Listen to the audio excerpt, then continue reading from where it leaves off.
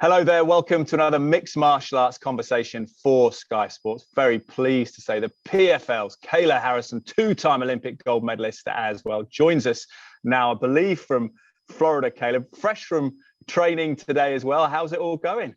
Yeah, I literally just got off the mat, but it's going good. Training's going great.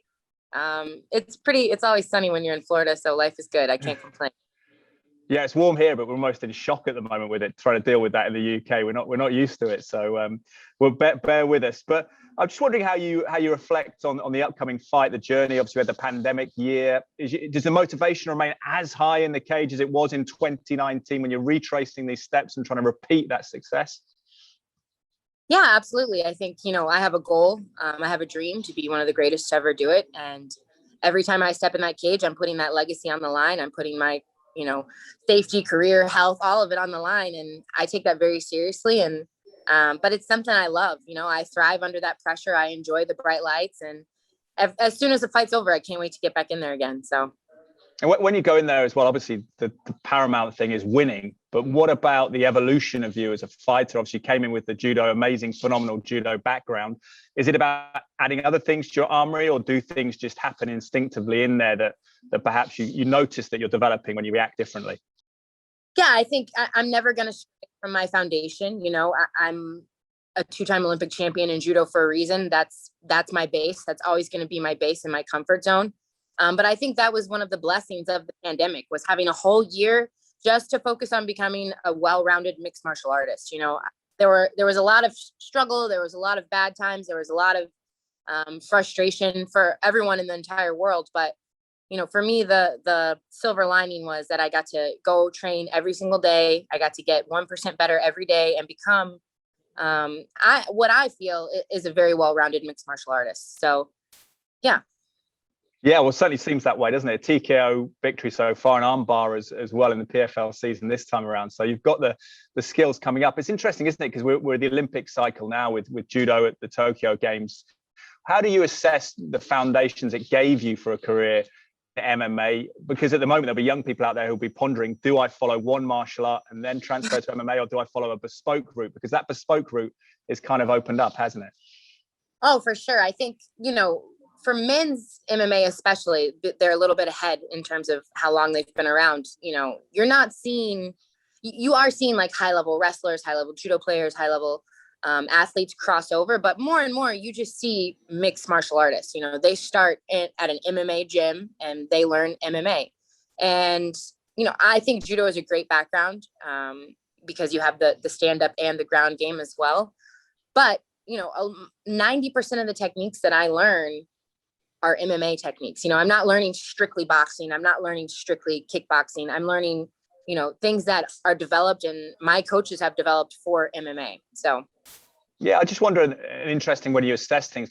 I know you've commented on Claressa Shields' debut and perhaps saying that she needs a bit of work to do. Do you believe that things like judo and jiu-jitsu, are they a better grounding initially for MMA than say the boxing coming in? Is it easier to build the striking upon the foundation of being able to get to work on the ground? I mean, I think history shows that, yes, if you're a wrestler, you're way more likely to be successful in MMA than if you're a high-level boxer transitioning over. And I think that just has to do with grappling is a weird, hard thing to learn, with the balance and it's like it's funky, and it's not, I think the best base you can have for MMA is wrestling, period. I think that if you're a good wrestler, you're able to survive pretty much. You can pick up submissions quickly. You can learn how to defend submissions. You can build your striking, but you're going to be able to take someone down and ride and ground and pound and win fights that way. So I think definitely grappling is a better base to start with, but it's not impossible. I mean, nothing is impossible. Is it a psychological base as well as a physical one? Do you feel it's that sort of attritional mentality that it builds? I don't know. I've done some boxing sparring and like just pure boxing when I first started. And I think the workouts are super hard. I've never had a harder workout than a wrestling workout. Just mentally, physically. But I mean, if you're a high level athlete, you're a high level athlete. Like you're going to be tough. That's not an issue. Did it, it seemed to cool a few people's jets in terms of the Claressa Shields performance, seeing where she is, seeing where you are. Did it deflate you to a certain extent? Because I know financially there's a lot of interest in terms of the attention on that potential matchup. How do you reflect upon it? No, I mean, to be honest with you, I never, I hadn't really been thinking about fighting her at all. And when she messaged me and said she was joining the PFL, I was happy for her, pumped for her. I think that she's a great next step in the PFL's legacy. I think that it's an amazing business move for her. I think it's exciting. And I was proud, I was proud that I helped create a 155-pound division, somewhere where an athlete such as her could go, where before, she has openly stated she can't make 145. So we made a place for her to go, and I'm proud of that.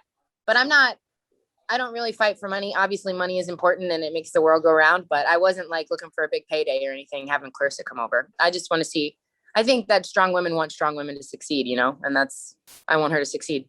Yeah, and a lot of fans want to see the strong women get in together and, of course, compete as well. I know, but I'm just wondering about Amanda Nunes as well. I know you train with her at an American top team. That's something you haven't ruled out, and you've not even ruled it out in the sense of changing your training plans if you were in the same organization, because of the respect that you have for each other. You could make that work.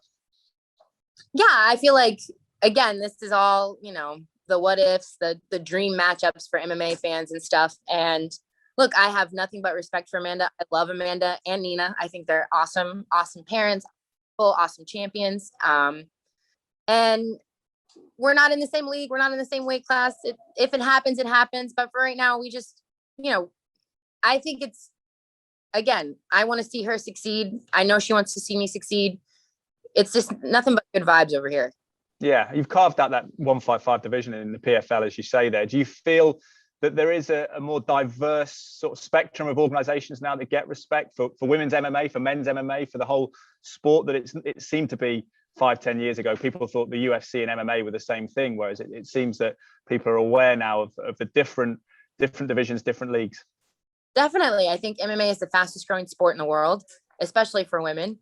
And I think that UFC has been a monopoly in the past, but there's tons of room for improvement. There's tons of room for competition, healthy competition. I think it's good for the fighters. I think it's good for the organizations.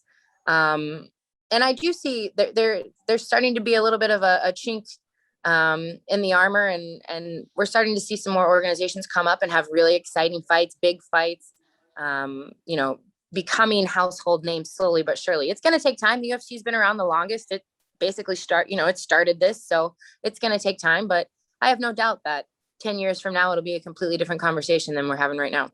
Yeah, certainly so. As you mentioned, I think Peter Murray told us that it was 400 million, 500 million fans worldwide for MMA. So that's really impressive. You mentioned Amanda Nunes' parenting and her partner, Nina. Have you drawn on any inspiration from them? Because of course, now you've got 2 children of your own. It was quite a pandemic for everyone, but you've become a mum as well. So how much of an education has that been? Talk about the cage lessons, but the lessons of life that you've had to go through. It's been awesome. Like you said, I became the guardian of my niece and nephew. I'm actually in the process of adopting them now. And man, you want to talk about, listen, I thought that fighting was hard. I thought that getting punched in the face was hard. I thought that like trying to get out of an armbar was hard. Preparing for a fight, the stress, the pressure, Olympic gold medals. Oh my God, it's so hard. No, absolutely no. To all of the parents of the world, I salute you. All of the good parents of the world, I salute you. I applaud you. It has definitely been the toughest challenge of my life to date, but also by far the most rewarding and just the most fulfilling thing I've ever done. I've never been happier, which is crazy because I've had a lot of good moments in my life, but I've never been more at peace. I've never been happier than where I am right now.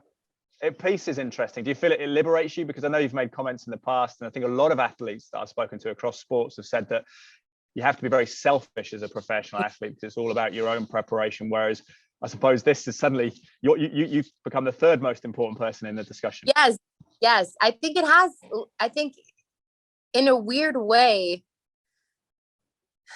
kind of just like letting all of that go and realizing like, dude, it's just a fight. Like, it's just a job. It's just that by letting all of that go, it's made me even better. It's made me more relaxed, which was something I probably struggled with before because I'm such a perfectionist. I'm so hard on myself. I want to be the best so badly.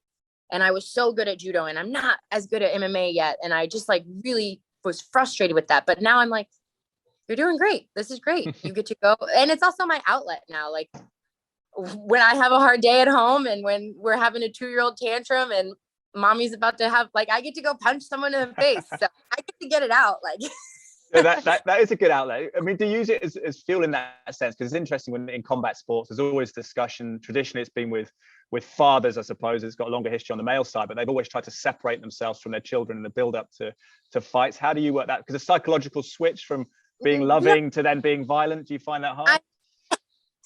Yeah. It's funny because I've always sort of been able to turn it on and off. Like I've always been type A, but been able to be very sociable and have a good family life. But I took the kids with me to my fight when I had to do the bubble for 17 days. The kids came with me. We stayed in a hotel together. We had a little adventure. And it was almost, I think it is like a healthy distraction for me because I love them and because it brings me joy and brings me peace. Like it is stressful, obviously, being in a hotel room with a 2-year-old and an 8-year-old for 17 days. I don't recommend if you're trying to like relax. But I'm not sitting there for 17 days thinking about the fight now. I'm sitting there and I'm playing, 47 games of tic-tac-toe. So is the 8-year-old aware of what you're doing? Because she must be a little bit older, so she kind of knows. Yeah. That's judo. So Kayla, my niece, she did judo in Ohio before she moved down here. ATT hasn't opened up their youth programs yet, but we have mats at the house. We do judo together. I'm trying to get some of the kids in the area to start coming to do judo lessons. And Emery, the 2-year-old, he's going to be my problem because when they went to the fight with me, I had mats in my room and I was training. So now he like does ground and pound and stuff on his stuffed animals. And he's always attacking his sister, like trying to take her down. And I'm like, he's 2 years old in the 88th percentile for his height and weight. So he's a big boy. And I'm like, Emery, you cannot, like, we don't punch. We don't, like, how do I tell him, don't do what I do? Just don't do it. That's tough. Unless you're in a cage with a referee. Yeah, exactly. Yeah. Jojo, we only do it with mommy. So it's going to be interesting, but. Do you back them getting into the sport of MMA? Would you be behind them? Or just train maybe? Yeah, no, absolutely. My kids are going to do martial arts 100%. They have no choice about that because I just think, number one, sports emulate life. Martial arts is such a good mind-body workout, the self-discipline, the self-respect, learning self-defense, all of those things that it teaches you at a young age and instills in you, the confidence it gives you.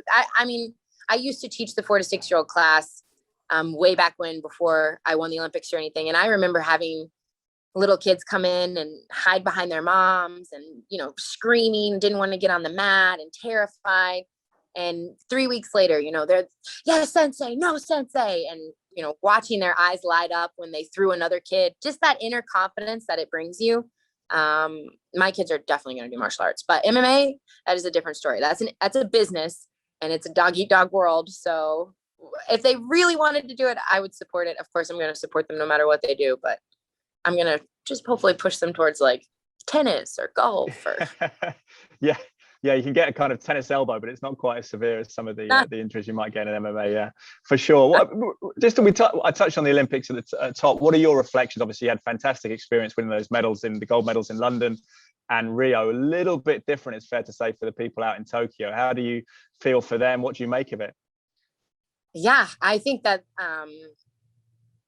man, this is tough. I think this is in the history of the Olympics. Aside from wars, this is probably going to be the most challenging games to date. And I think, the good news is you get to compete. And as an athlete, as a competitor, the greatest gift you can be given is the opportunity to compete, and that's one of my favorite things about the Olympics is it's not, the motto is Sidious, Audius, Fortius. It's faster, higher, stronger. It's not fastest. It's not highest. It's not strongest. It's all about going out there and doing your absolute best. And I know that, these athletes have trained hard for 5 years now. They've put everything into it and they're going to go out there and they're going to perform to their absolute best. And the fans, you think that won't take too much away from the ability to set those records and those standards? I don't know. I think it'll be interesting. You'll probably have some people overperform just because it feels like it's a training session. And you'll probably have some people who are used to the hype and the bright lights and the fanfare, and they might not perform as well. I think it's going to be I am expecting an Olympics full of surprises, shocks. Well, let's hope so. What do you think about, I know Peter Murray has been big on this, your CEO at Professional Fighters League, MMA in the Olympics, a lot of martial arts in the Olympics, boxing is there as well. Could you see a future for MMA, given its fan base as well globally?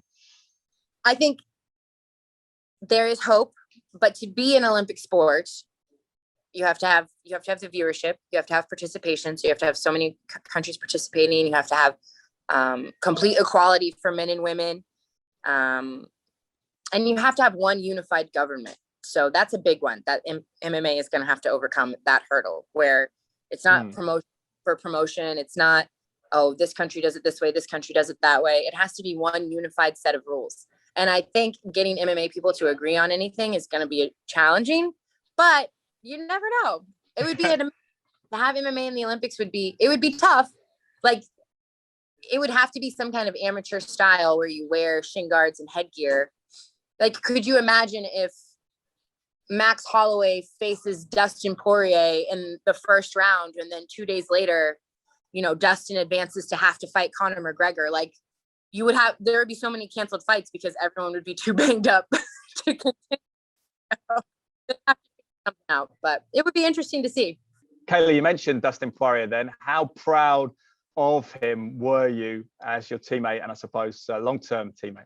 I'm so proud. He just embodies, what I believe in a champion should be. He's a family man. He's a giving man. He has a charity. He's doing all kinds of stuff for his hometown, for the world. And not only that, but he took the hard road. He didn't cut any corners. He didn't take any escalators or elevators to get to where he is. He fought the toughest of the toughest. He lost. He built his way back up. And he is truly, he's a diamond in this sport. And I think that people should appreciate him while he's here, because he's a one of one. Yeah, certainly so. And would you back him in the fourth match if it ever happens against Conor? Obviously. Yeah, obviously. Let me talk about your opponent from New Zealand coming up then in PFL. From a kickboxing, Muay Thai background as well. How do you assess Jenna Fabian? Yeah, I think it's going to be a good fight. We were actually scheduled to fight in 2019, the semifinals then, but she pulled out due to illness. Something happened. I don't know. So we never got that fight, but I've been preparing for it since October of 2019. She's a southpaw. I'm a southpaw. She's a striker. I'm a grappler. I think it's really going to be about who can go out there and, instill their will, implement their game plan. Are you most wary early on in the fight? Is that the key for you, just to be, when you're against a striker, are they most dangerous in the opening seconds? I mean, everyone tends to run, no one really no one's ever charged me or come at me. So just patience, walk them down, patience, be smart, be aware, always keep my hands up. But I'm not, I'm ready for anything. Are you ever out of in the PFL? Is anyone ever out of camp in the season? Or is it just camp? No, never stops. Yeah. Is that good though, having the structure of a season? Do you like that, like other sports? I do personally, because I come from, again, a judo background where it was like you compete, go. But I am noticing the older I get, the harder it feels. Yeah. I'm looking for a little bit of a break after the finals. Do you feel confident at this point of defending a title or reclaiming the title this year? Yes. Good. Harrison show. Great stuff. Well, Kayla Harrison, really appreciate you speaking to us, especially straight from training. Go and cool down, have a shower, ice bath, whatever you're doing next, and hopefully speak to you again in the future. Thank you. Yeah, for sure. Thank you so much. I appreciate it.